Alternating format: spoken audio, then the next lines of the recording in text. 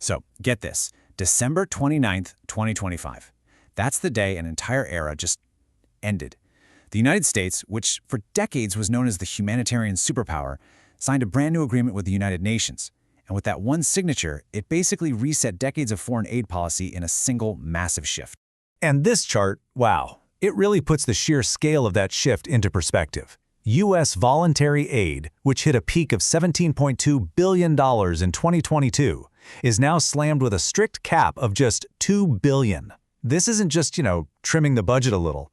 This is a nearly 90% drop. It's a funding collapse, and it signals a huge change in how America sees its role in the world. So what's behind all this?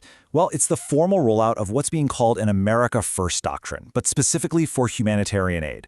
The core idea is to move away from what the administration sees as, unaccountable generosity and move towards a new model they've dubbed transactional realism. And the language they used? Man, it tells you everything you need to know. Adapt, shrink, or die. That wasn't a suggestion. It was a blunt ultimatum delivered straight to the UN. With just those 4 words, they basically reframed a decades-long partnership into a harsh new donor-client relationship.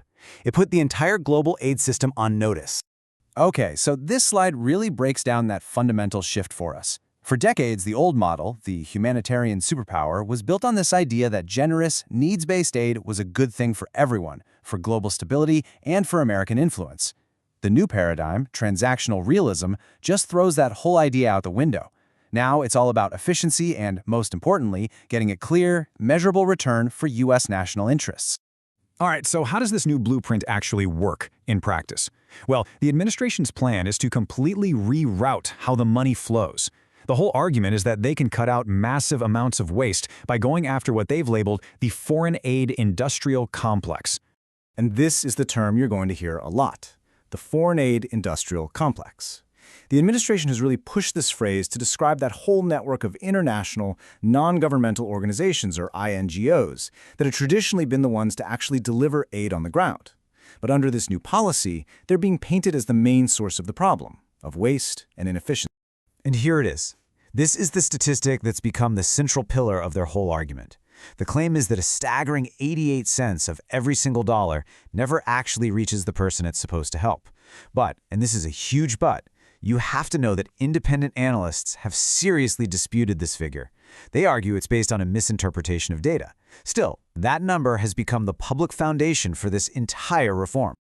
So what's the solution they're proposing? It's this whole new financial setup.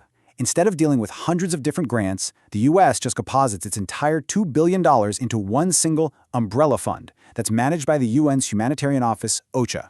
Then OCHA doles out that money based on priorities that are agreed upon with the U.S. And the big one? International NGOs? They're systematically cut out of the loop. The result is pretty clear. This model gives the U.S. a massive amount of centralized control over the entire aid system. So to see how all this theory actually plays out in the real world, we've got to look at Nigeria. It's really become the main laboratory for testing this new two-track approach to foreign aid. And right here, you can see these 2 tracks in action, side by side. On the one hand, you have the traditional UN emergency aid, which is shrinking fast. But on the other hand, the US is launching this massive, highly controlled health partnership directly with the Nigerian government. So let's dig into the numbers, because they are wild. All right, first number. This is what the UN says it needs for Nigeria in 2026. $516 million. That's to provide life-saving help for 2.5 million people who are facing truly life-threatening situations. Now get ready for this. $5.1 billion. That's the value of the new bilateral health deal. The contrast is just staggering, right? And it shows you exactly where the priorities have shifted, away from those broad emergency funds and towards these huge, tightly controlled country-to-country deals. But of course, this huge pile of money comes with some pretty major strings attached.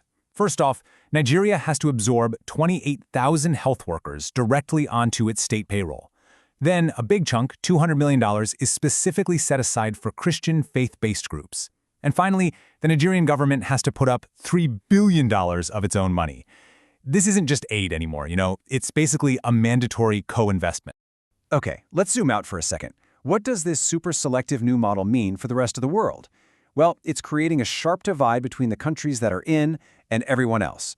It's leading to what some people are starting to call the politics of abandonment, where just being in desperate need is no longer the main reason you get help.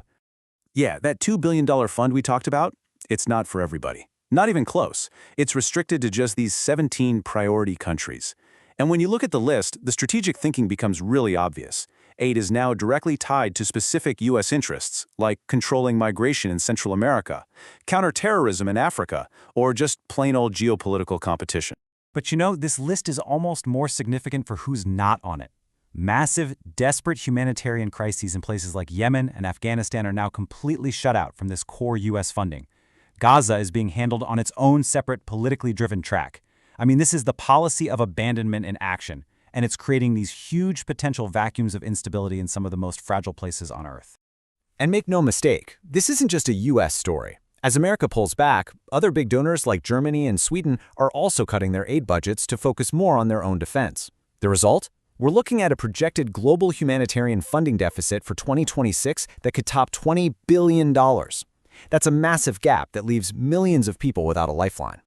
So, to wrap it all up, what we're witnessing here is a complete, fundamental transformation. We've gone from billions in global, needs-based aid that flow through all these different NGOs to a tiny, capped, centralized fund that's only directed at a handful of strategic priorities.